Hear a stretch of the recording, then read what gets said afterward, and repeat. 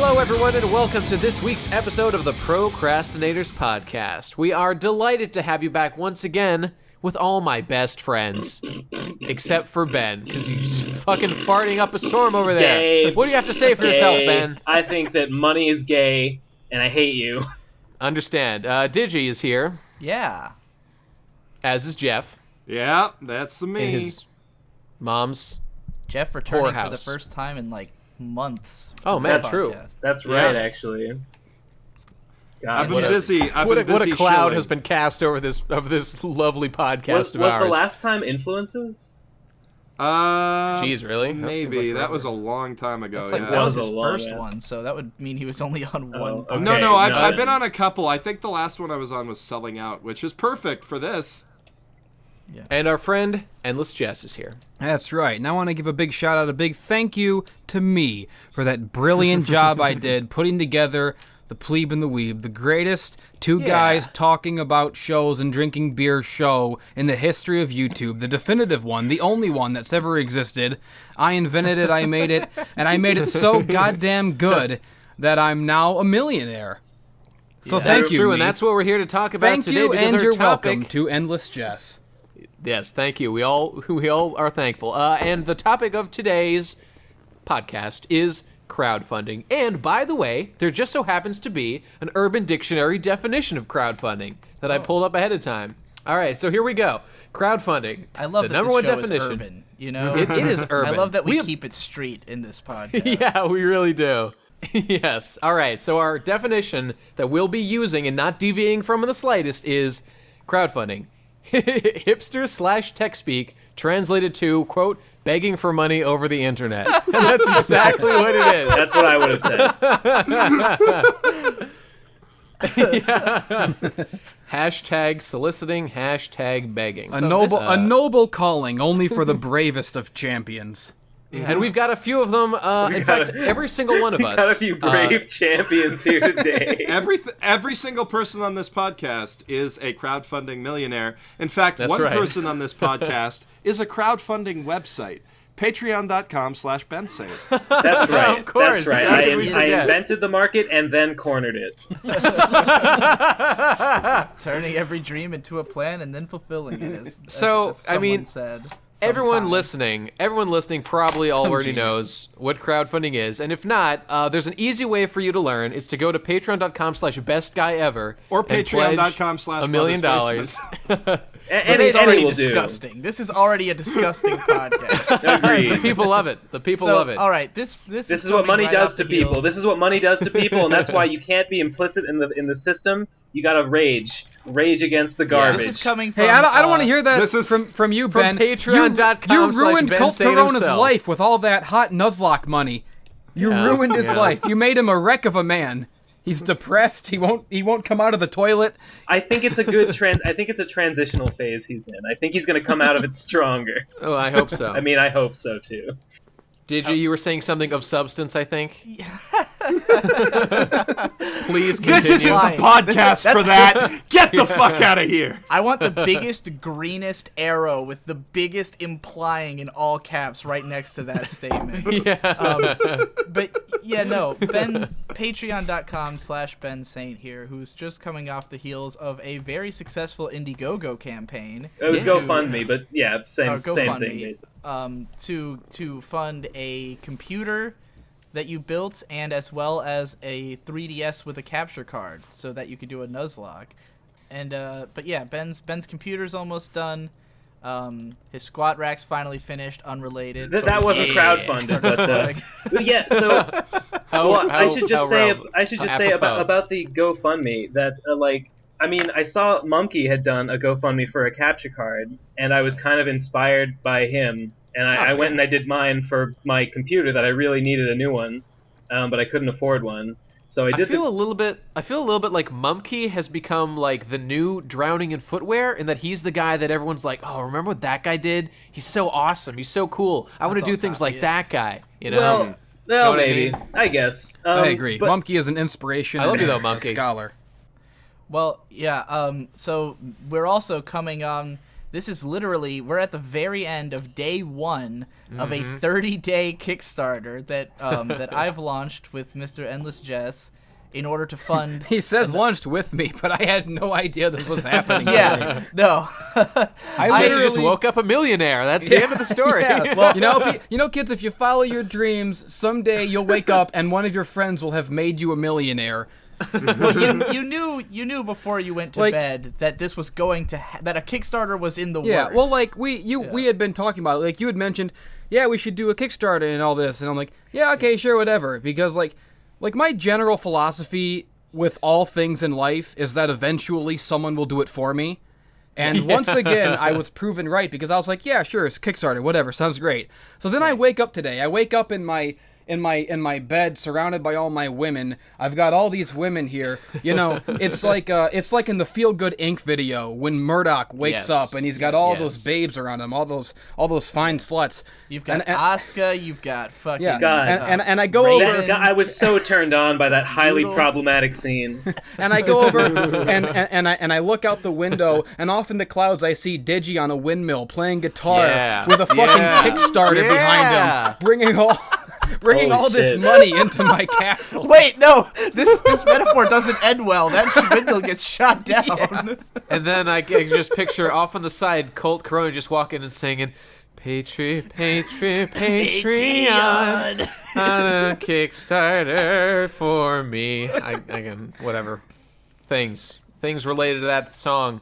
Yeah. That's as creative as Colt Corona could probably have been about that. Yes, I was in character. I'm sure there'd be some line in there about his giant dong or some shit. He tends to shoehorn that in wherever he can. He really does. But don't be fooled, people. There's still such a void in Jesse's empty soul that could only be filled by more money. It's true. So, it's true. Don't give up. See, and if you toss in even more money, you'll be able to see even more cool people in videos with Digi. Yes, you'll get to see Hippo and Nate. Cool people. And also, Jeff might show up. Maybe. I'm not a cool person. I'm just advocating for the rest of them. Do we have is there a numerical goal for that tier? Yeah, it's 5,000 for you and Hippo, and then another 400 for Jeff. All right, there you go, folks. So yeah, and after that, all the money will just go into Jesse's pocket, essentially, because he's editing this thing, and it's mostly his work. And I can assure everyone it'll be spent wisely. And we're talking about 26 episodes at this point, right? No, is that correct? 20 episodes. 20. Oh, okay. They're not going to be all filmed at once. It's going to be like, we're going to do season 1, and then like 6 months later, we'll just fly Jesse down again with the remainder of the money. Because like Jesse does not want to have to edit 20 fucking episodes of this at once. Yeah. Mm-hmm. Or even for his 3 nearly life to killed the become, man. Yeah, I don't think he wants his life to become. You know what this the reminds me of, actually? Show. I was watching the DVD commentary of Seinfeld of the early episodes. At least I think it was the DVD commentary. It might have been an interview, but they were talking about the process through which Larry David had to write the scripts for the show.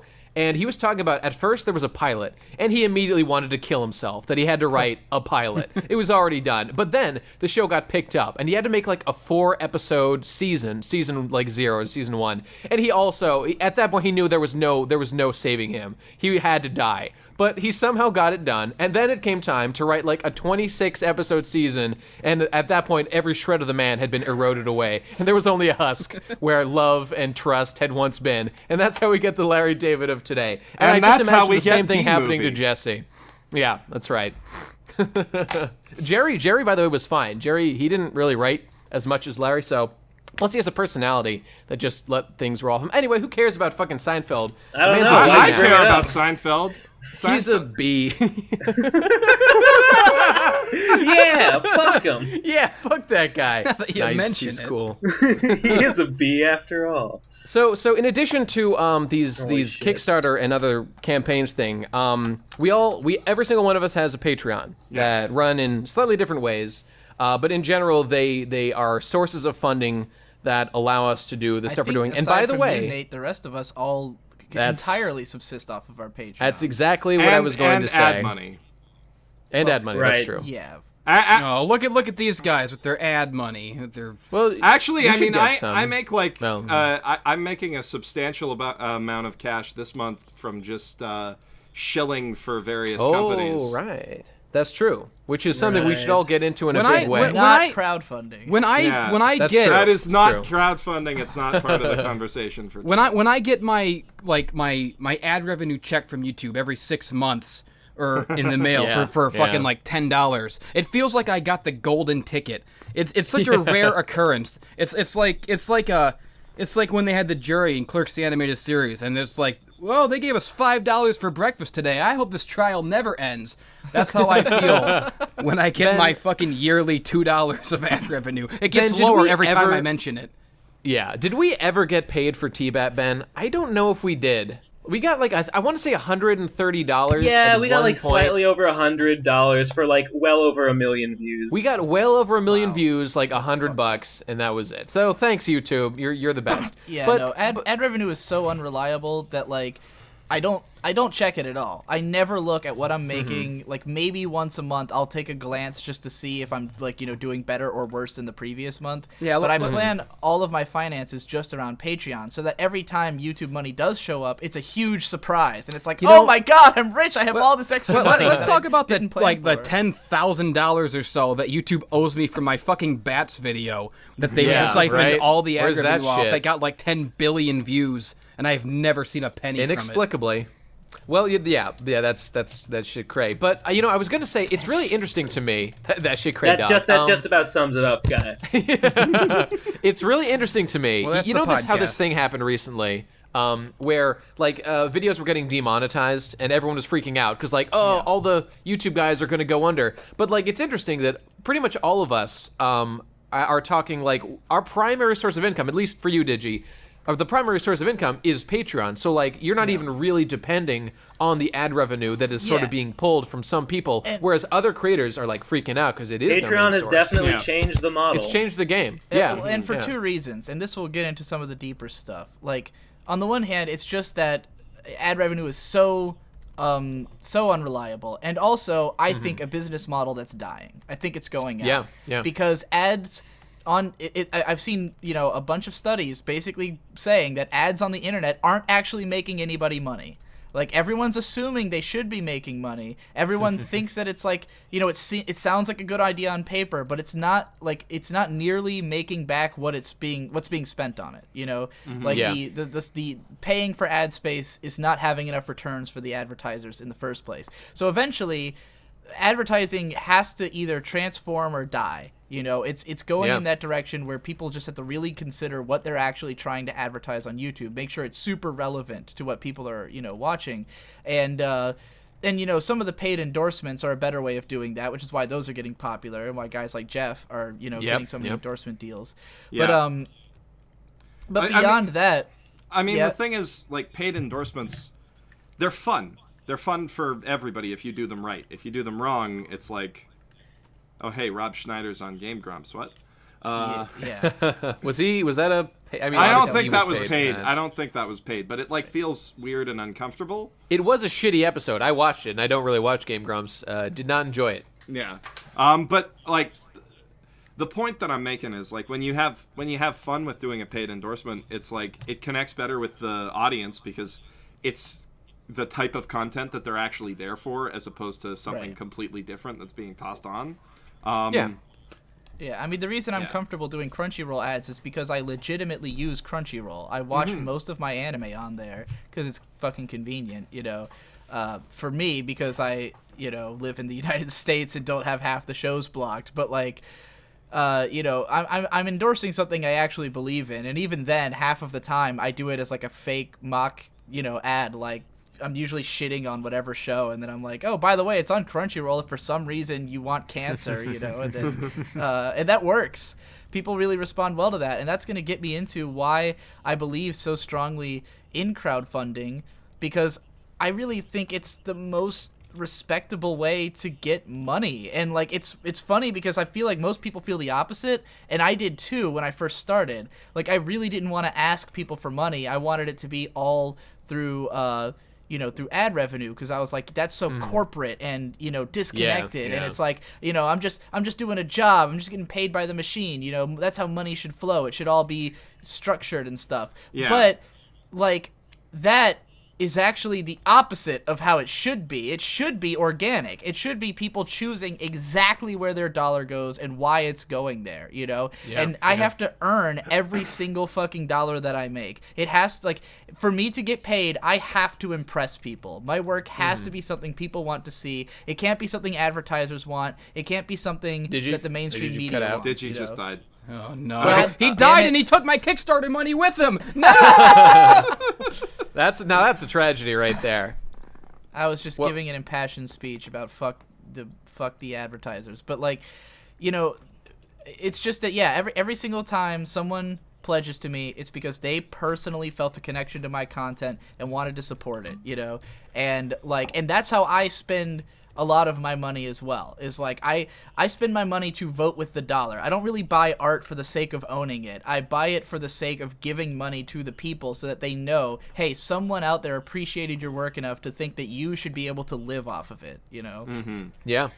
And it's interesting, however your personal feelings are about, like people having a Patreon or not, like even some artists do, like Gibba was telling us the other day that what's his name, Happy Harry cartoons, like the guy who makes that, he hates Patreon. He like makes fun of people with Patreons. Demolition D hates Patreon and makes fun of people. Demolition D. There you go. Why is like that? you have to Morons, well, that's the thing. You have to think filth, about trash, idiots, scum. Well, all right. That's the thing though. Like you have to consider what are the alternatives and like what are the reasons for your belief and what are the alternatives. If you don't like crowdfunding, then like theoretically you would think that their motivation is probably that they think that it's in some way taking advantage of the fans' goodwill or something along those lines. But I mean, does that argument really hold up? Because no one's forcing them to do it. And I think a lot of it is a matter of there's so many people who have, and I'm just gonna call it pretentiousness about like what deserves to be paid for and what deserves to be considered art, Yeah. Like there's still, even among lots of critics and stuff, there's still this mentality that anything that's derivative of another work is lesser and not deserving of making money. Like, I hold that original, belief. I hold that belief personally, dude. I mean, do you think that that someone who draws like the shittiest comic in the world should be getting paid more on Patreon than me? Haven't you that? personally advocated for Chris Chan starting a Patreon? Patreon? Well, if you qualify it with the shittiest comment in the world, then no. Digi, well, that's what I'm saying. We already know that Ben thinks he should be paid more than you. Well, that's true. That's true. That I do believe. But hey, wait a minute, Jeff, you fucker. Jeff, the full implications of what you've said have sunk in, and I'm prepared to kill you for them. That was a slow burn. That was nice. That was a five-alarm burn. That's like All when right. the samurai walks. That's when the samurai walks 5 steps and then sheathes the sword. And then, the blood. Yeah, that was Thor taking his 8 steps or whatever after he was bit by the Mjolnir serpent and before he That's fell. the 5-finger death punch. Exactly. And by the way, people, if you wanna see me be killed live on camera by Ben Saint, right, then you should give money to the Plebe and the Weeb Kickstarter. Absolutely true. That's Jeff's right. better at That's shilling the Kickstarter than we are. My superpower is shilling. Literally, just It's true. get me to record myself for 20 minutes. That can be your Jeff, Kickstarter video. I knew there was something special about $1 you. by the end of the I week. knew there was that X factor that made you a winner. Wait, I feel like And we've now we gotten off know. topic Yeah, here. to get back to what I was saying, like, Right. I think there are some people who like really think that if it's original, regardless of the quality of it, if it's original, it's more deserving. Like Demolition D, makes high quality YouTube videos that he does some not would say. see. Some would. He used to make high quality YouTube videos. He used to make videos at all, Yeah, now but he's he just used to make streams. videos that would be deserving of making money from them. But he doesn't see it that way. Meanwhile, he has this novella that he has on Amazon and he's selling it, because he sees it as this novella is my original work that is worthy of being paid for, whereas my videos are not because they're derivative. Even though, I haven't read the novella, so I'm not going to say it's shittier than the videos, but I think that's the mindset a lot of people have, but that's not what the market is. The market is people True. pay for what they want. They want, if people want derivative work, then it's, you might consider it unfortunate if that's not to your taste or whatever. But again, I think that's pretentious. The value of art lies solely with the people who place value in it, and if people decide that something is worth their money, then there's no fucking argument. It is worth their money because they decided to give their money. And if you're going to sit there, you have to be a seriously arrogant, egotistical twat to think that you're the sole arbiter who gets to decide that something that someone made is not worth being paid for by anyone. It's interesting because I think you guys are all basically in agreement on that, but I actually disagree with a part of that argument because I've really racked my brain about what the usefulness or what the point of art is, and the only answer that I was able to find was that it has if a piece of art has real world practical implications about making the world a better place, that's the only way at the end of the day that it has any value at all. Because art has a value in, let's say I get home from work and I want to kill myself, and then I watch an episode of anime and now I don't want to kill myself. That's the value. Well, then totally that okay means with, that if that you can means do, that anime has done the world a disservice. Let's be real here. That's true. That was oh man, another savage Jeff blow is from just Jeff. always Jesus doing his Christ. zingers. That's what I'm here for, apparently. Jeff is Burnbot today. Oh God. Brain dump is so good though. Nate, I was just gonna say that I completely lost my point after that savage blow from Jeff. Jesus Christ. That's all I've been working at a shill video for the last 30 hours straight, and editing and re-editing. The poison it. is built up in your veins. all I can all tell. that's going on in Jeff's brain is money burns, money burns, burn the money. Okay, I think I was going to say something. Crossfire. Yeah. All the money's gone. Right. I think I was going to say something along the lines of, if you can do sort of to expand from my point, if you can do a social experiment and determine whether or not there are the market forces or just the social forces of a given piece of art, if they are trending towards a positive thing, more people are, I don't know, helping humanity in whatever factor that you can calculate, then it's a good thing. If it is making more people kill themselves and making people unhappy, that is how I would quantify a bad piece of art, because it is causing art bad makes things. people kill themselves, as opposed to There's got to be some amount. The unfathomable quantity of people who message everyone who makes art and tells them, "You saved me from depression. You saved my life. Wow, your art has helped me to come to grips with the torturous reality that is living." That's the kind of messages I get all the time. Well, that's great. I mean, if art does that, then that's obviously a positive influence. But I'm just saying that this is my criteria. This podcast has changed career trajectories for many fans who've written in, who have completely changed the way that they, organize their lives because of the advice school, we've friends, gotten. don't go. Yeah, the fuck school. Just today I read a letter from someone who was trying to become a scientist, and then she realized that my whole rant about how there's a difference between enjoying the idea of the thing versus actually doing the thing, and she's like, I realized I fucking hate doing science. So oh god, yeah. our world is descending into nothing but artists. No one's gonna do anything anymore. Terrible because I want other people to do the science for me. Yeah, I agree. No. Okay, you have to go back, person. So it's slightly unfortunate that it happened to be a scientist. Doing what you like, that only applies to us. Okay, that only applies to the people in the Pro Crastinators podcast. Everybody else, fucking make my sandwiches for me, please. I would definitely rather have the science be done by people who fucking love science than the people who, are miserable and just want to fucking get their damn paycheck and go home. Let's get all the intellectuals on the Reddit board. I fucking love science to do all our science for us. Perfect. Is that a Reddit board? I thought that was a Facebook That's a real. group. It's probably a Facebook group, whatever. I'm I sure don't keep up with the hip things going on with the kids, with the Facebooks and the tweet bots and the pictograms. So I want to talk a little bit about how we've all had such fucking successful crowdfunding campaigns.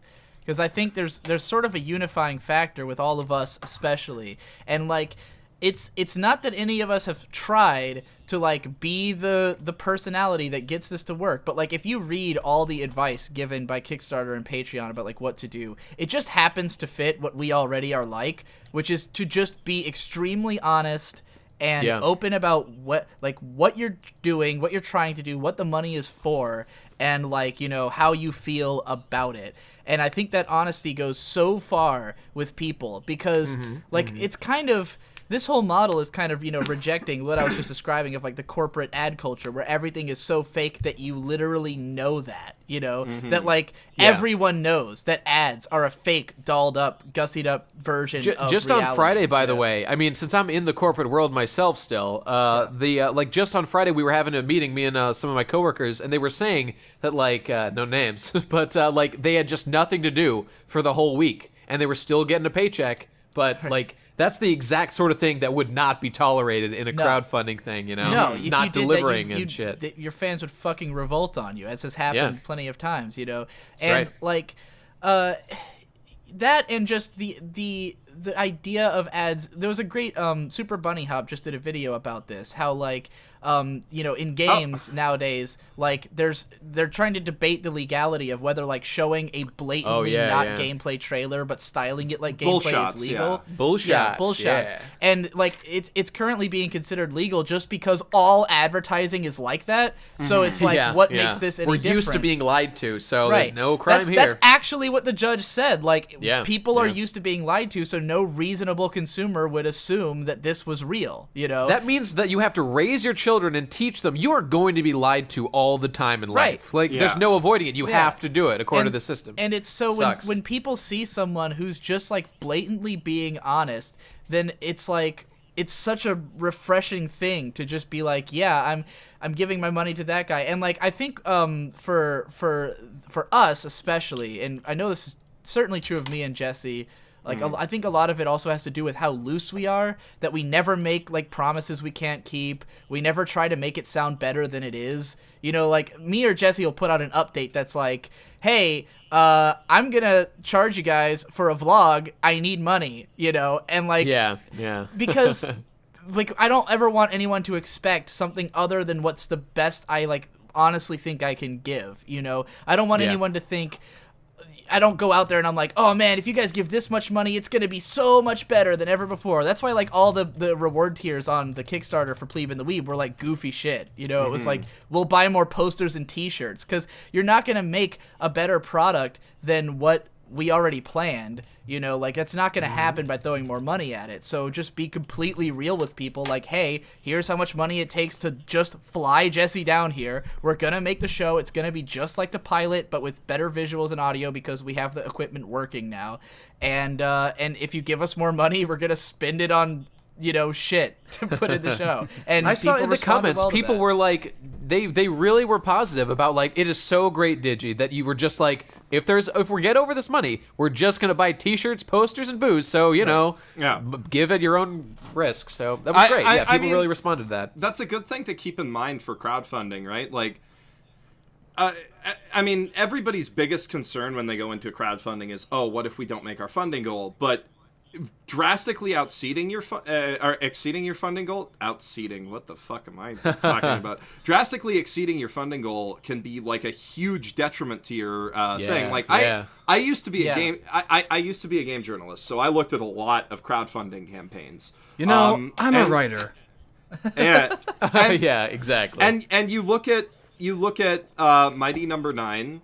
You look at Broken Age, and you see examples of people who got too much money, and they didn't know what to do with it. I don't want to raise have their a plan that could live up to. Jeff, let's not put the idea in people's heads that it's bad for me to make too much money. Well, see, the thing is, that's why I know all those things, and that's why I styled the Kickstarter this way, because the one I saw where like I learned all this from, because we're from the My Little Pony community, was the Brony documentary that fucking what's his greatest name? community of John Delancey, John Delancey put together. So with the Brony documentary, they asked for like a pretty small amount of money, and they ended up making 6 times what they asked. But they kept like all the, you know, extended tiers were like, you know, oh, we'll add in this many interviews, we'll go to this different convention and stuff. And what the thing is that they didn't account for like reshoots or having to pay audio people to do all like having to move the whole crew between each location, you know. They were just thinking like, yeah, we'll add more, you know, but then it ended up being you have to add way more because every little thing you add is so much more. It's kind of like how, as any of us can tell you, because we all edit video, like if you make a 5-minute video versus a 10-minute video, it's literally twice the work. And for the audience, it's barely a difference. You know, they just see it as like, the video's like 5 to 10 minutes long. But you really do have to edit 5 whole more minutes. And that means that all of the work that the first half took, you have to do twice. So if you're adding twice as much on, you're doubling the work. And so, like, they don't account for that. You know? There's ways to cheat. Like, for instance, if you just play CSGO nonstop and talk over it. And, well, that's true. But the videos are easy to make in the first place with those. Yeah, so. There are actually, like, ways to cheat with making video. Like, the more live-action footage you can put into a video where you're talking about anime, the less you have to think about what am I going to put in this part. There's ways around it, and I'm also, I used to do a lot of that, where I used to, like, you know, throw game footage in for a couple minutes if, like, I didn't know what to show there, and I didn't want to edit that whole section. The best example being your Sword Art Online rant, which is literally just an hour and a half of you playing Terra Online. Yeah. Well, that was because I didn't think I'd be able to get past copyright if I tried to edit the show. And I didn't want it to look at the show for the time it would take to edit a fucking hour of footage. Whatever happened to that old Brony community? Those swell guys. Whatever they're embroiled in turmoil about how one of them may or may not have been slightly mean to the others. Yeah. It's tearing them apart. I think the best Kickstarter that I've ever seen actually is from Internet Comment Etiquette, which I don't know if you guys watch that channel, but I've heard of it. I suck his dick like every day. I've almost watched it many times. He's really. I've seen a bunch of them, but not recently. So he did an episode about commenting on crowdfunding campaigns, and then at the end of that, he made a Kickstarter called "Eric Drinks Wine and Gets a Haircut," which is to fund a documentary about him drinking wine and getting a haircut. And then because he is who he is, he decided to make a joke out of taking for fucking ever to get a haircut and drink wine. How much money did he raise, out of curiosity on that? God, like $10,000. It was something ridiculous. Oh my God! Let me look it up. Let me look up right now. The people are the problem. The people are the problem with that one. Thing all over. Yeah. Eric. Yeah. It wasn't quite the potato salad thing, but the potato salad one though is so indicative of how to do a Kickstarter right, because he only raised $4,000. It's all about making your audience feel like they're a part of something, exactly, and like they're contributing to something that's fun. You know, like the potato salad thing is like you can give $1 to this thing and be able to be like, you know, forever be like, ha, I gave $1 to a fucking potato salad thing. You know, like from the end of the potato salad guys, it's ridiculous that they made so much money. You know what was my favorite? The user experience is simple. You just gave $1 to be a part of my favorite Kickstarter of all time to this day was one made by our own Ben Saint. That was Ben Saint makes a Kickstarter campaign. No, it was Patreon. It was a Patreon, actually, right? What is currently my Ben Saint Patreon was originally a joke Patreon that I converted to a legit one. Oh, I didn't know. Yeah, the original one was Ben Saint. Great. It was better then. Please go back. Yeah, it was Ben Saint is creating a Patreon, and the joke of the Patreon was that the Patreon itself was my magnum opus that I would be like continually building on, and like nobody played. I even bought ad space for it a little bit. I thought it was funny. Like I thought people might see it and pledge like $1 just to be like, yeah, I pledged to this joke Patreon. I bet they would have had there been any pledges already there. I think some of us pledged a little on your request, didn't we? That's another important thing with it didn't catch the way I was hoping it would. Naturally. Sorry, Digi brought up something that's another important thing with a successful Patreon, because or Kickstarter for that matter, but like being honest is important and allowing the audience to interact is important, but the other thing is creating a perception of value. Like one of the biggest things that you can do to have a successful Kickstarter or Patreon is make a bunch of your friends agree to put in a couple dollars for the first month or so, just so that it looks like people there's think a... it's not dead, you know. So people to make think sure it's it doesn't worthwhile. sound too, because like if you phrase it that way, it can sound kind of like shady, like we're trying to make it look bigger than it is. But it's just like if someone sees 0, they think I can't save this. Yeah. It's the full tip jar effect, right? Like if you see a tip jar that has no money in it, you're not going to put money in it. But if you see a tip jar that's got like $5-10 and singles in it, you're going to be like, oh, I could put $1 in there. Yeah, and like, do you call the Better Business Bureau over that shit? Like, no, it's not a big deal. Yeah, and I mean, I think we're also in a fortunate position that we have an audience that's willing to be like, to immediately give us money so that we don't have to do the full tip jar thing. But yeah, I think a huge part of why this Kickstarter has taken off like so fast in such a big way, the one me and Jesse are doing, is because I offered a limit to reward that if you paid $100, you get to pick one of the shows, and those two went instantaneously. Of course, and so did. Like even if this show, even if only like 20 people had cared about it, 2 of those people immediately cared enough to give $100. And you know what I would like to see right now? Wow, this Kickstarter's on the track to success. You know, I want to see one of those guys make a Kickstarter campaign to choose which show he gets to pick for Digibro's Believe in the Weeb. I hope it just keeps going forever. You know, and by the way, I just wanted to say again how much I agree with what Jeff... I want that, just real quick, I want that Kickstarter to be like the main goal is like one show, but then every stretch goal is a different show, like a more controversial show, so the more money he makes, the more controversial the show is. You got to do tactical pledges and unpledges at various times to get your shit right. I was just going to say that I really was thinking about this as your thing was going off, and I was just thinking, like, let's say that this Patreon campaign had been like a $50,000 project, just for argument's sake, and like if that happened and it met that and then even exceeded that, then we'd be getting into some seriously like ridiculous money, you know, being exchanged. And at that point, it worries me when like guys like just like little people like us doing stuff like this, and if it could damage the personal relationships between people. This is something that I've been thinking about for a while, how like having a corporate wall in between like where money goes sometimes can be a really helpful thing for preventing like accountability of where money goes. And this is just because I don't know anyone in the world who cares about money more than me. I think about it all the time. Everything I do is motivated by making sure I have enough at the end of the day to get the things I want to get. And it's fucked me over in many ways, but it's made me extremely keen to any issues involving like shadiness or like other people trying to pull one over on me, and also makes me want to pull things over on other people all the time. And I will if I can ever do it. So don't trust me, people. Do not trust me.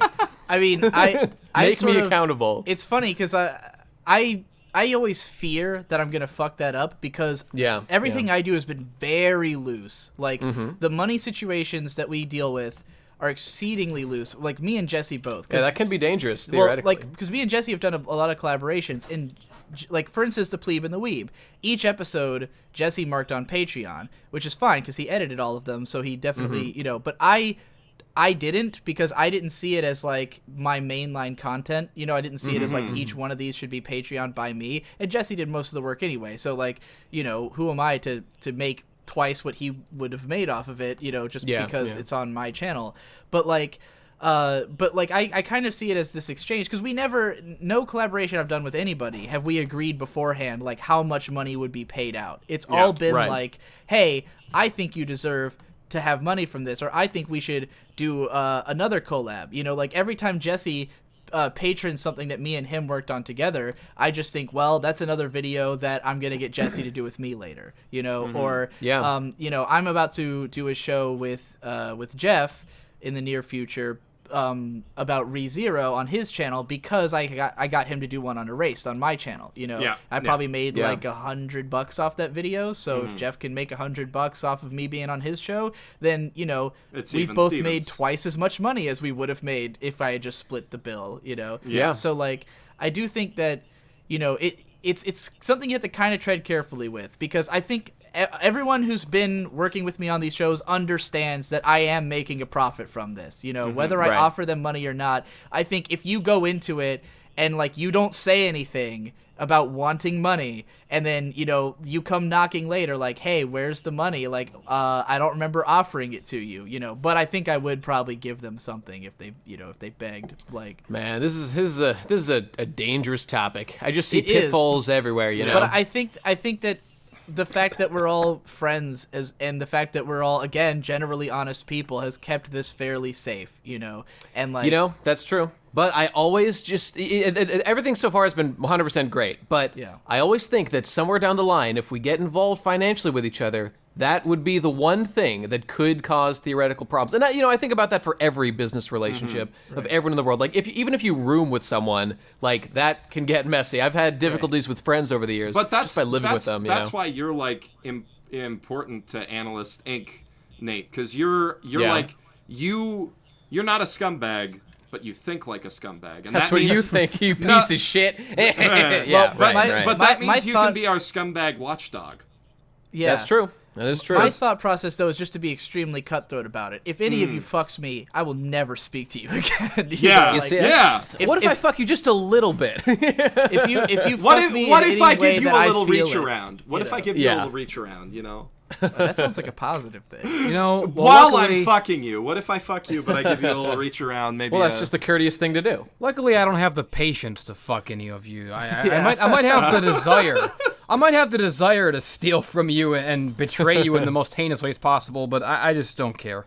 Oh, but see, this is exactly why crowdfunding is such like an interesting topic socially, because like even just bringing it up at all has made us get into this thing about like, can we trust each other? Like, where do our boundaries lie? Like, what's the responsibility of us to like manage each other? That's kind of what all money and interaction is. Like, it's all a system of trust. It's all based on the idea that if I give you something, you will give me something in return. And that's entirely a trust-based thing. And that's why, again, I think that's part of why we all feel so lied to. When every day I go to some fucking fast food place and I buy something and they half cook it and they sloppily throw it together, and I'm like, why can't I just fucking get an honest transaction that I get my money's worth out of what I fucking bought? And so when you can actually probably make give the same people... argument with the ads that you should know by now that fast food is going to be shit, so it's your own fault. Yeah.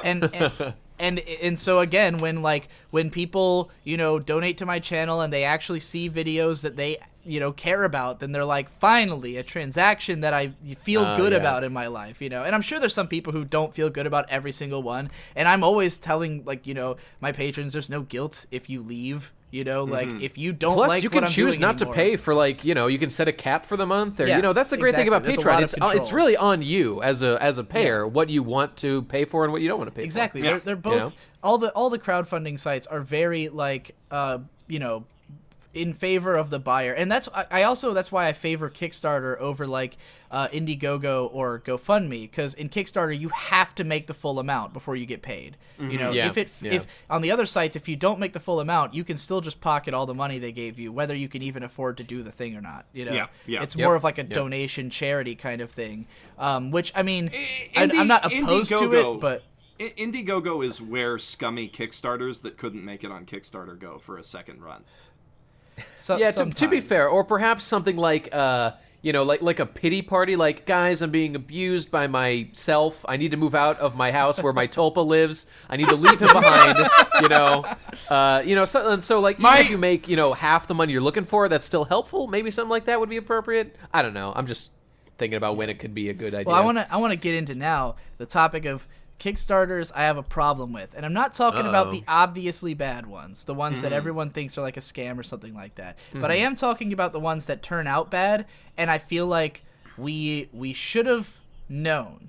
And two that come to mind, and I was thinking about doing a vlog about this anyways, is why I'm gonna get into this rant here, is Mighty Number 9.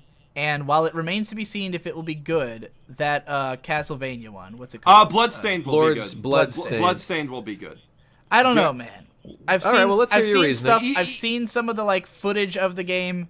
It doesn't. Okay, what bothers me about it is that it doesn't look as good as Castlevania. It doesn't look as good as Symphony of the Night, which is everyone's paying for it because they want it to be another Symphony of the Night, but it doesn't look as good as Symphony of the Night. When so what's you say the it doesn't point, look as good, are you talking visually or mechanically? Visually mostly. Okay, it's 'cause, nowhere close. You know, Because I mean, the thing is that it looks It's 3D now, so it's it looks substantially better than anything that they could have done at the time of Symphony of the Night. But the thing is that Symphony of the Night, you're thinking about in terms of PS1 aesthetics, and yeah, Symphony of the Night was impressive for a PS1 game. No, I'm thinking of it in terms of if you look at both right now, Symphony of the Night looks fucking great, and that game looks like shit because that game has this goofy fucking 2.5D shitty graphics where the characters look floaty as fuck, and there's not enough frames to the animation to have that satisfying glide and your character stops moving. You know? It's kind of irrelevant how pretty the game looks because you just won't fund it. But what's important about the situation is whether or not what they're doing is deceptive or is like not tricking that it's people. deceptive, but here's what bothers me about both of these cases, specifically with why I think they got funded, right? Because it's nostalgia. It's one is a guy who's saying I created Castlevania Symphony of the Night. You guys all love that game. They won't let me make another one, so help me make another one. And then this other guy, Keiji Inafune, like I made Mega Man. You all love Mega Man. They won't let me make another one. Help me make another one. But like, why are they not able to make another one? The profound. Okay, so there's a difference between Capcom's a shit. Capcom's a piece of shit. Konami is an enormous piece of shit. Konami is the biggest piece of shit in the world, and they will literally do stuff not to make money, just to spite the people who work for them. But the difference between Keiji Inafune and Koji Igarashi. Iga. Yeah, that's right. Igarashi. Koji Igarashi is that Inafune is a producer, whereas Igarashi is actually a game designer.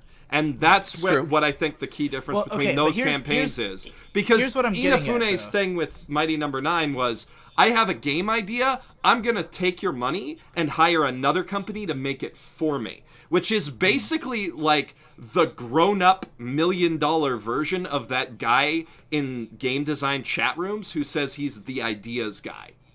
My favorite guy. Well, okay, here's what I'm getting at, though. That guy's got it all figured out, man. It's that Castlevania Symphony of the Night, that game is legendary. But Igarashi then made, like, 8 more games that were the exact same fucking thing. And they're great! And they're great! I loved every single one one of them. Dawn of Sorrow, Aria of Sorrow, there's so many fucking good... Best one. Dawn of Sorrow's best Castlevania. How do you guys both play the last DS game? Did you make it that far? Was that Order of Ecclesia? Because that was a great game. Yeah, that was a great game. Yeah. I've played every single one since Castlevania Symphony of the Night. Was Ecclesia the one with the paintings? Because the paintings one was fucking cool. No, that was Portrait of Ruin. That was Portrait of Ruin, right? That was so good. I'm telling you, dude, they were all good up to Order of Ecclesia. All right, well, how about Mega Man? Do you know anybody who played every Mega Man game? Because that's the thing, they made a ton. Played 9. But in both of these cases, both of these are franchises that they were not performing as well by the end of their life. You know, these are games that were selling less and less, that were getting lower and lower Metacritic scores, you know. And like, so when the creators come back and are like, hey, remember me, I made Symphony of the Night, I'm thinking, yeah, but you also made all those other games that you're not mentioning that no one cares about as much as Symphony of the Night. Or, hey, I made Mega Man. And I'm like, yeah, but they made 10 Mega Mans. And by Mega Man 10, no one was buying it anymore. You know? That's why they're not making Mega Man. I can't speak to market forces about Castlevania, but I will say that Ecclesia was a great game. And if they just made them more in that spirit, then we would have some great games. I think that Konami just chose not to for whatever reason. Konami chooses, like, Konami just straight up is a shitty company. This is like a canon fact. They have no idea what they have no idea what the market wants, right? They they are there's a lot of stupid. Writing out there about how shit Konami is. Their solution to continuing Metal Gear Solid without Hideo Kojima involved. Why am I having so much trouble remembering Japanese guys' names today? Anyway, their solution to continuing MGS without Kojima involved is fucking Call of Duty Zombies.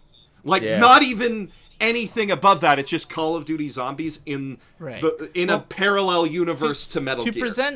To present like a good and bad side of this, and like why I think it's working, but also why I think a lot of people are getting disappointed, is because I think that what's great about Kickstarter is it allows those people who do still care to give like more money than they could have given to just buying the game. You know, like, because most people think of it in terms of, I bought this game, it was $25, but even if I love it more than every other game I've ever bought, it's still, you know, it's a game, it's $25. But if you're someone who actually feels that strongly about it, and like what's great about Kickstarter and Patreon is you can just throw as much money as it as you feel, you know?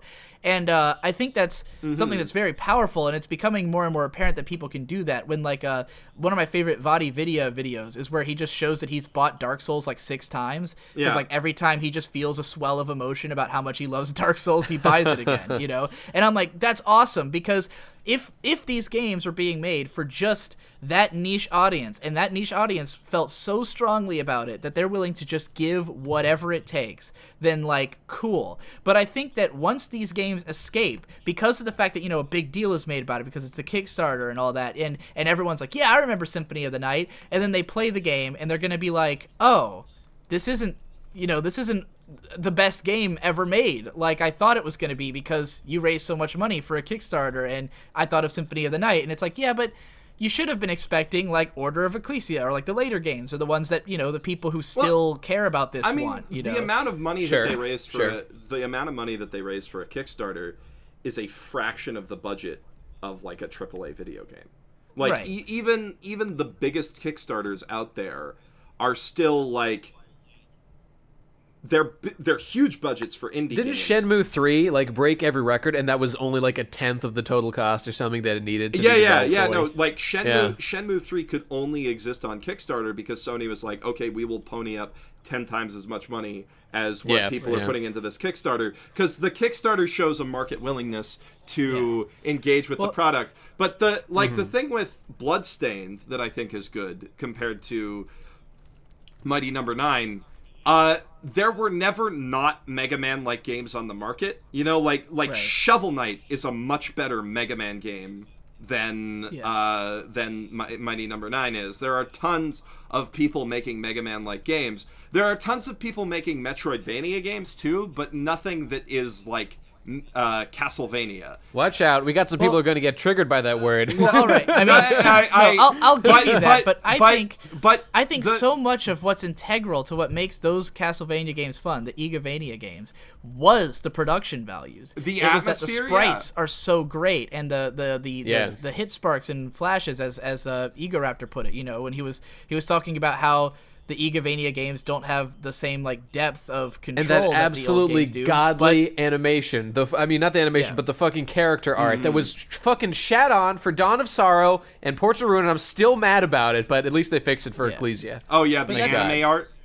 There was shit. But the like.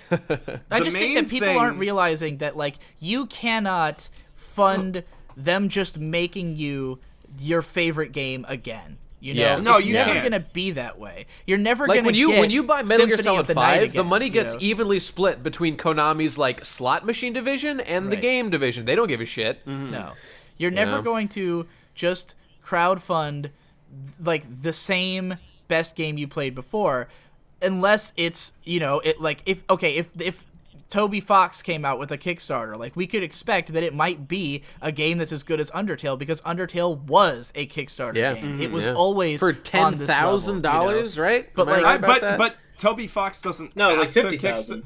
No, but Toby Fox doesn't have to kickstart Undertale too. Probably not. Because not anymore. Toby Fox is actually a millionaire now. Right. Well, I mean, okay, and that's something to keep in mind. like I put some money into, but that's from sales of a fantastic game. Yes, exactly. That was he deserves it. And he deserves put it some money because that's into, original content, and original content is what deserves money. Not. Yep. Shut the fuck up. Agreed, Jeff. I couldn't agree more. You've been debunked here by the meme busters once again, Digi. Anyway, I put money into that game, Indivisible, right? Because of the fact that it's the same people who did Skullgirls. And Skullgirls is amazing. I'm so lacking in things to say this episode. I gotta chip in and say the Indivisible Kickstarter looked like fucking garbage. Digi, what were you thinking? It was so pretty. I'm not necessarily convinced that it's going to be. I played the demo game. and it fucking sucked. It wasn't great. The demo was not good, but it also wasn't a demo. Prototype. It was a Yeah. prototype. It was a Yeah, prototype. I was a big whatever. naysayer too. I don't know. It happened, and You now keep I'm just saying interested to see how whatever, it like goes. it's not a huge difference. But I They think released it is. it as a fucking teaser for this is what our game is going to be like, and it was They bad. released That- it as like a product prototype, like what you would do if you were like, when you have a building you're gonna build and you build a little scale model of it to show people this is what the building will look like. That's what a prototype is. That's why they called it that. Yeah, and And it that's It's wasn't not good. a demo. And it is. It's that like demo you're being is- Zoolander right now, Ben. Like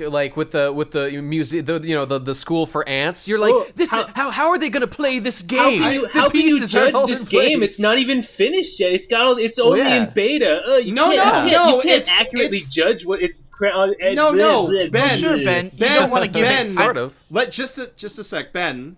Prototype is not a beta. A prototype is not an alpha. A Look, prototype. I don't a care proto- what word you use. No, this no, was no, a no, no, no, miniature no, no, no, no, version no. showcasing No, what kind it's of not. game it was, and No, it was it bad, is and I didn't fucking like it. not, Ben. It's a no, it pricing is not. It is. It's A not a Wait, miniature guys, version. guys, of the game. hang on, Ben. a proto- Can we please clarify Let- exactly what your let complaint me is just- about the game? That it wasn't Nate, fun and it was Nate, bad. Just a sec. Okay. Just a sec. Ben. Yeah, all right. A prototype Yeah. is not any of the code that will go into the final game at all. It is. Are you not... telling me that the? Yes. Are you telling I me am that the telling prototype you. that I played bears no resemblance at all to the game that I The will, that prototype- will eventually the come out? pro- of? Don't answer that. That's a trap. The prototype that you played is a testing bed for things that they will use in the final code. The thing is, when you make a video game, nothing that you fucking put into the prototype goes into the final game except for maybe art assets, in the same way as if you drew a bunch of shitty concept art that was just like napkin concept art for a comic that you want to work on, and then you did the comic later, and somebody saw that napkin and was like, well, this comic looks like fucking garbage, I'm not gonna read it. That's Look, what Jeff. you're doing. Look, Jeff, don't That's fucking what you're condescend to doing. me, for one thing. And for second thing, the fact that they included this prototype with their Kickstarter means that they deemed it representative of their product, and it was bad. That's No, all they I deemed can it say. hang on, representative of depending the on the fact that they criticism make of a it. fucking video game. I took What? I took the prototype to be that they were saying, hey, this is generally what our game is going to play and look and feel like. If that's your thing, then donate.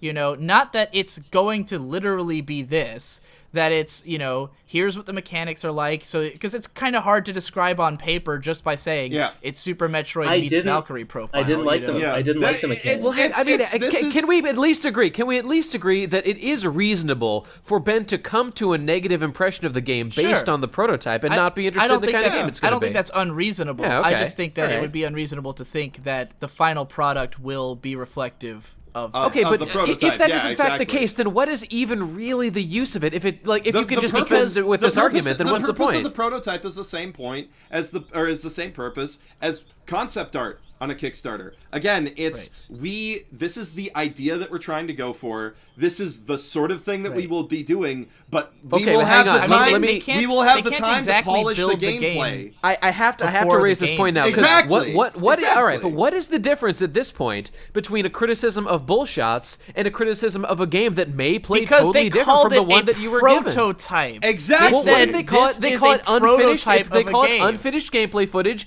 in their advertisements when they do, Yeah, but pre-release this wasn't Killzone an 2 footage, advertisement it for seems the really game. similar. It's to a me. It seems prototype. really similar. If it wasn't an advertisement, what the fuck was it? It's It was a fucking prototype. It's a What? proof of concept. It's- It's something there you is- show it to is trying to investors. pass along If you're information paying for about a what the game Kickstarter, is you're going an to be. investor. The You whole- don't If understand the how information is investing useless, works? why include it? The If the information is informa- accurate, the it's in- fair to be judged. Either way, you lose and no, I win. No, Nate, it's simple. It's fucking simple. Okay.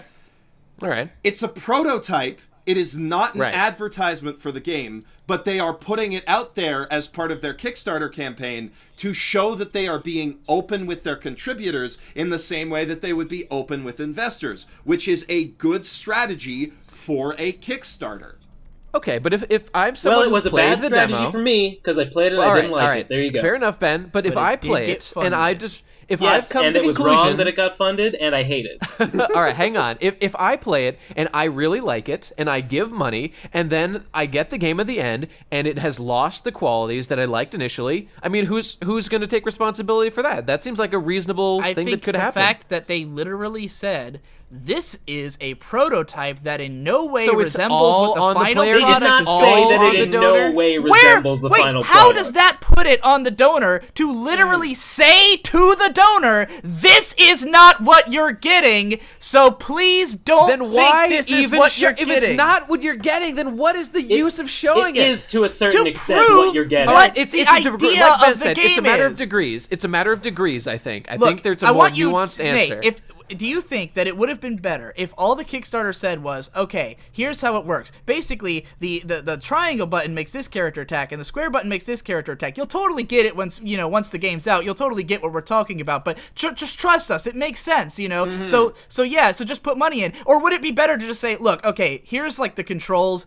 Look at it. Here it is. Here's jump around a little bit. You like the feel of that? Okay, that's basically what this is going to be. That's what a prototype All right, is. I see what you're saying, and I agree that I don't hate the idea of a prototype to introduce people to the gameplay. But when you have this concern of like, this is prototype footage or this is a prototype gameplay, you can't expect this to necessarily be the end result. Then I just wonder, like, there's going to be some disconnect between people who liked what was there initially and things that they end up with in the end, and I just think that that's kind of causing a potential problem. That's I all. think- And I I think think it's a it's worth nuance. it I to think it's a say- nuanced issue. Caveat emptor, buyer Yeah. beware. If you can't figure out from the fact that they said it's a prototype that it might not be the same game, then you might be literally retarded and a human idiot. Well, I just think that it takes. You're right. You have to think about it. That's true. You shouldn't give Anyways, money if you aren't certain you like I it. gave money to it because of the fact that I like Skullgirls, and Skullgirls was a Kickstarter project. And the ideas behind it are promising. I love the character designer's work. It's the kind too. of thing. She's the that best. It's a guy. It's It's a girl. What are you talking about? This is Alex the girl who Ahad. does all the art. It's a guy. What? There's Is it no, not it's- drawn by it's the a same girl. guy who did the art for Did you and I Skullgirls? talked about this? I was familiar with the girl It's who the was s- like the lead animator, Yeah, but I it's- think it's that's the a same distinct lead person animation. from the character designer. Yeah, Yeah, Well, I I like think the the character animator. designer She's is a- a man and the animator is a Right. woman. Shout I out to think- her. the Shout out to character her. If you ever designer- want to go on a date, I'm available. But the character let me know. designer is Alex Ahad, who's a guy. I met him. He signed a copy of his art book for me. So Well, I tell him to let me meet his girlfriend or whatever. But anyways, I see it as this is a project that is of a scale that makes sense on Kickstarter, and like I kind of feel like I know what I'm getting. Whereas with something like a ukulele, for instance, where like I know that everyone really hopes that, hey, it's the old Rareware boys. These are the people who gave us Banjo-Kazooie, but Banjo-Kazooie was a AAA game, and I don't think it's good. Like, even if it is a good game, it's not going to be as good as Banjo-Kazooie. It's just That's distinctly not, possible. you know? I think it's distinctly. But they're being possible really that it could transparent be. again. I think it's distinctly possible that it could be, because the thing about Banjo-Kazooie is that game, as much as the aesthetics are important in a Rareware game, the most important thing in a Rareware game is the juice. And I got some juice The for juice.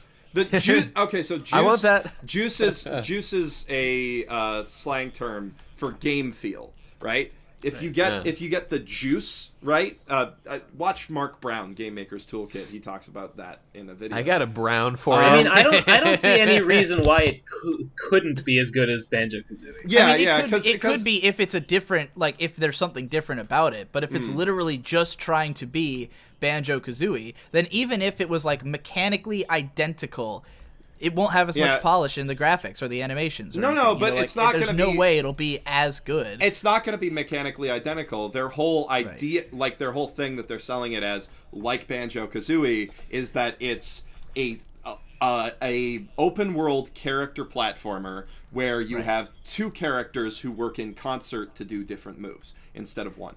And you know what sucks about this whole thing? Oh, sorry. Here, finish your thought. And well, I mean, that was basically it. I was just gonna say that like a bat on the head of a chameleon is a very different mechanically character.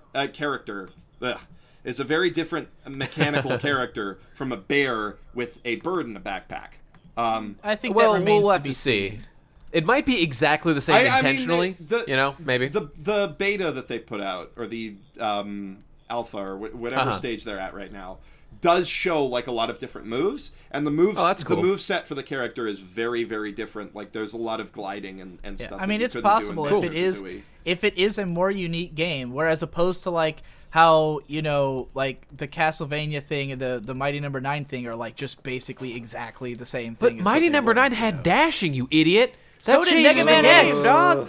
Changes the game. Actually, Mega Man X, as shown in Eoraptor's Sequelitis, dashing changed everything in Mega Man X. So it's the same. If you're just gonna make, but Mega Man X was good. So I'm just saying, like, Mighty Number 9 and that Castlevania game, by virtue of trying to be the exact same thing, and this is I'm making assumptions here. I mean, not about Mighty Number 9. Everyone knows that was a huge fucking failure. Shit, yeah. But like about the the Castlevania game, if it tries to be the exact same thing as Symphony of the Night, then just by the fact that they don't have the same amount of or quality of people working on it means it will not be as good as Symphony of the Night, even if it is good.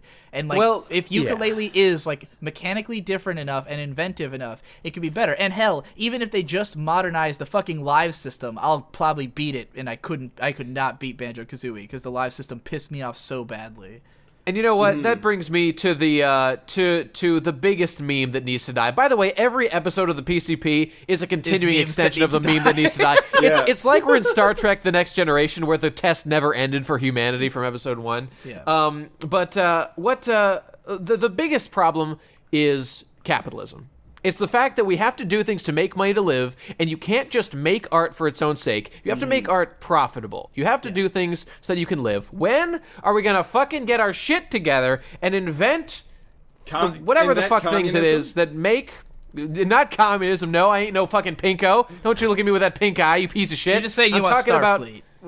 The automatic Star food Trek. makers. We need those things that make everything you need. We need to no longer worry about having to survive by... If we have those... If we, that's exactly right, Ben. If we have those, if once we like live My Little Pony, but once we live post scarcity, we are going to be in a communist world or something where a non-capitalist, socialist. A socialist world. Honestly, we'll need a new paradigm where want isn't a whole different is viewed. But like the thing is that's right. Because capitalism only functions as long as the supply of food is lower than the demand for labor. And we don't even need to have food synthesizers to get past that point. We're at the point where we can automate all farming. We're at the point where we can automate all fucking food delivery. And we're close to the point where we can automate building shelter, which is the 3 necessities that people need. At this point, the only... You forgot Smash and Puss, my dog. You forgot that one. No, that's what I'm getting to. That's what I'm getting. Thank God. I'm actually getting to the puss smashing. Because the thing is, at the point when we reach that, there's going to be 4 necessary sectors, one of which we shouldn't be part of capitalism in the first place, which is medicine. Medicine should just be fucking available to everybody. One of which is pornography, Smash and Puss. One of which is art. And one of which is managing money. And if we can just figure out a way to get the people who fuck good and the people who make art good to do that for the public good because they enjoy it and just give them enough food to be happy, then we can get rid of the fuckers whose only job is moving money around for other people, and we can get rid of fucking money, and then we're done. That would be great. But by the way, while we're talking about Star Trek, there's only one issue with this, and it's that there was this one great episode of The Next Generation where some guys from the 21st century or the 22nd or whatever, where capitalism still existed, wake up, and Picard has to talk with one of them, and there was this one guy who was a rich man, and he's like, Picard, I would like to see my accounts from my various banking institutions and know how my finances have been doing in the 300 years I've been asleep or whatever. And Picard's like, well, buddy, things don't work that way anymore. Money doesn't exist, so you have no more influence over the world than anybody else around you. And this guy is very disturbed to hear that, not because he's worried about his personal safety or getting all the food he wants. Those things are available to everyone, just as a right of being alive in the Federation. But what he's concerned about is that he no longer has power and control over his destiny in the way that he once had. And, it's just a fascinating thing to think that even when you can eliminate all the bare essentials, we still, theoretically, In Star Trek, they kind of figured this out, but we might theoretically still have this urge to just rule over each other, Kill and rape our own butts. I mean, if we want to get pretentious, it's the will to power. Yeah, we've all read that one. Yeah, I read that, buddy. Yeah, I played Xenosaga. Yeah, exactly. Yeah. I think. Is that actually in Xenosaga? I don't know. No, all of the Xenosaga and Xenogears, all of those are loosely based on Nietzsche. Awesome. It's so fucking weird. Anyway. Nice one, Ben. Nice one. The will to power is like a separate part of like human consciousness, and that is. Yeah. But that's like something we can move past if we just agree to not be fucking assholes. Yeah, to each other. that's the thing. In Picard's world, like in the 24th century with Picard, like they had pretty much all gotten over that. Most humans had, whereas this guy was a relic from the past, which is why he was still kind of driven by this urge that had been weeded out of society. So even in Star Trek, they had fixed it. It had been fixed. Have you seen Star Trek Beyond? No, I have not. So Star Trek Beyond is great. It was written by Simon Pegg, who actually gets Star Trek. So it's not like the previous two Star Trek movies where it's... That's what I've heard. And the villain is a guy who... this is kind of a spoiler. Spoiler? Just fuck it. Let's just say everybody watch Star Trek Beyond. The core conflict of Star Trek Beyond is about Federation ideals versus warlike pre-Federation ideals. That's the most interesting kind of conflict. And the idea that the Federation, I mean, if we want to talk about truly great visionaries, we can talk about how Matt Pat from Game Theory did that theory about how the Federation is fascist, which is very incorrect. That's not true at all. But there is a restriction of freedom when you don't have a capitalist system.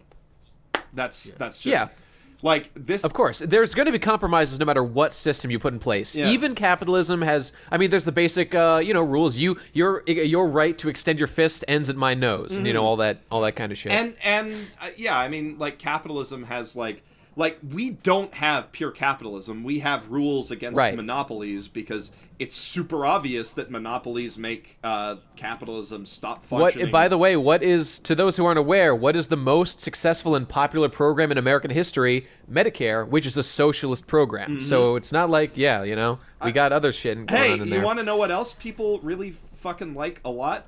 Fire departments. Police. True. Sometimes. All right, we got it. What are we done with the topic of crowdfunding? What I'm saying is crowdfunding is a... Let's bring this back. Crowdfunding is a stopgap between capitalism and the socialist utopia that our Lord and Savior Bernie Sanders will eventually bring us into. And Gene Roddenberry theorized completely about. Glitched out. All that good stuff, yeah. It's all connected all right. together. In fact, I can't hear anybody anymore. Well, I'm spent like a lover on a hot summer's eve. All right, I guess that's it. We end on that note. All right, thanks for listening, everybody. Thanks and for we'll tuning see you in. soon. And thanks for listening, everybody.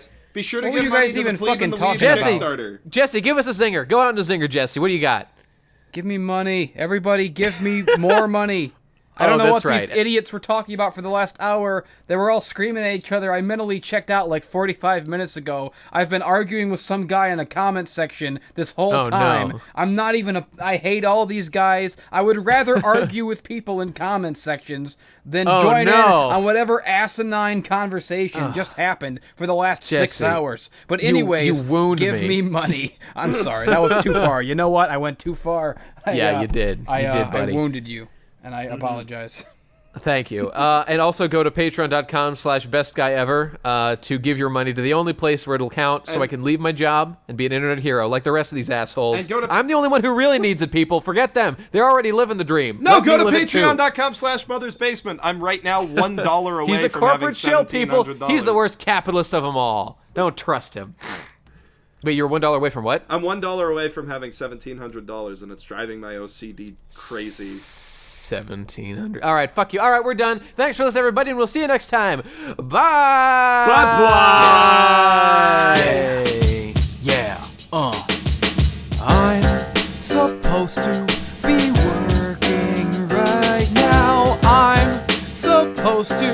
be working right now, but I'm not working. I'm doing nothing. My dick I'm jerking. Myself I'm sucking. I am an asshole. I am a stupid. I've got a deadline. Don't wanna do it.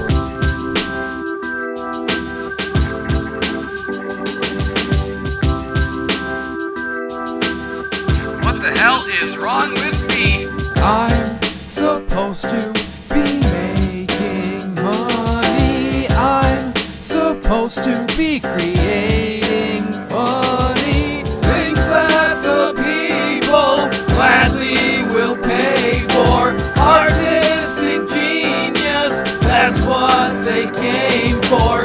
Instead I'm tweeting, hashtag repeating. That's why there's no heat and holes in the ceiling. Yeah, it's quite the burden. It's a hard knock life, being a genius.